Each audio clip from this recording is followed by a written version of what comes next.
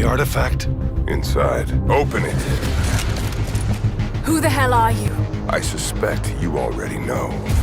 If it's real, it would change everything. I led them to it. We've got to find it first. Get down!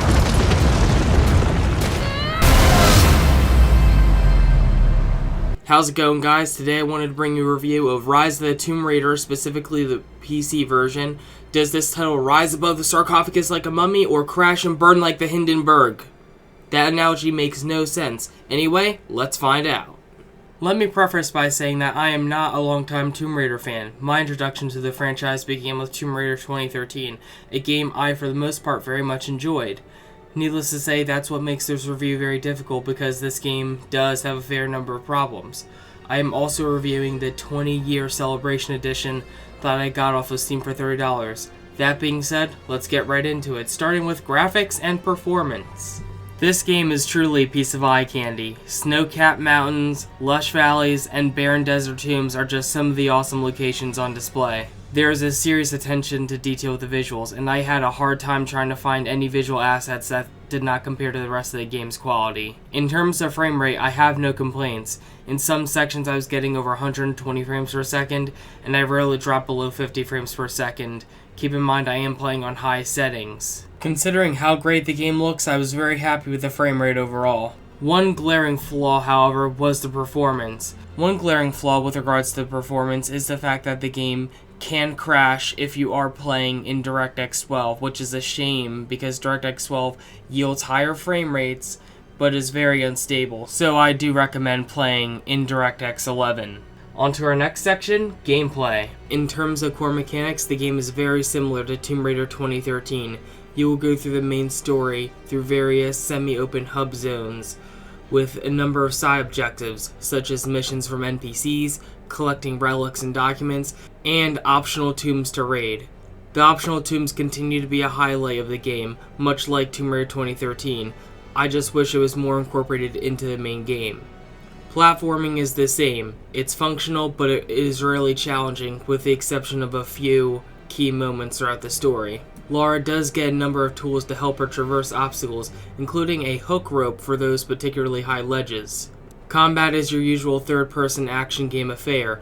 Take cover and shoot them till they're dead in the face. Taking a cue from The Last of Us, you can even gather resources and build items on the fly, such as healing bandages and various bombs. The stealth sections are fun and how I prefer to play the game unless I was forced to fight enemies. The shooting mechanics are functional. Lara can also upgrade her personal skills for combat, scavenging, and being able to craft items on the fly. While most of them are invaluable, there were a lot that I felt only added minor improvements, and it made me wonder why they even had an upgrade system to begin with.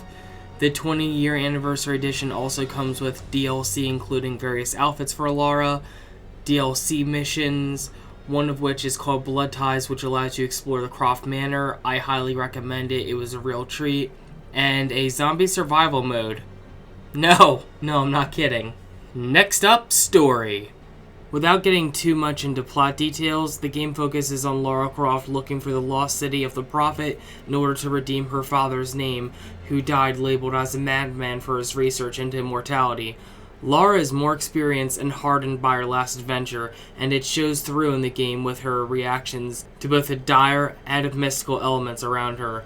The story is decent enough. It has a few plot twists, but the main issue is how repetitive it can feel compared to the first game. This was especially true with regards to the supernatural elements of the game, where it was literally repeating story beat by story beat from Tomb Raider 2013, so that was a bit disappointing. Next up, sound. Not much to report on the sound front. It's serviceable. All the guns and various other weapons have a satisfying punch to them, but not much of a wow factor. The soundtrack is also kind of forgettable due to its subtle nature, but the main Tomb Raider theme continues to be a highlight. Now let's finish off with my final thoughts. This was a tough review. On the one hand, the game continued to impress me throughout with its memorable set pieces, fun and challenging puzzles, and breathtaking visuals. That being said, the game still has performance issues, and it isn't much of an improvement from its predecessor. Overall, I would give Rise of the Tomb Raider a 3 out of 5 stars. Don't take that score the wrong way, guys. In my rating system, a 3 out of 5 stars is more than an acceptable score. It means it's a good game, it just has problems holding it back from greatness. Now, is Tomb Raider worth picking up? Hell yes. I picked up for 30, that was a steal, and I'd say pick the game up when it's on sale. I feel that's the best bang for buck. Anyway, guys, I'm your 515. If you like the video, like that like button. If you dislike the video, hit that dislike button, although I don't know why you would. Remember to like, favorite, and subscribe, and you guys have an awesome day.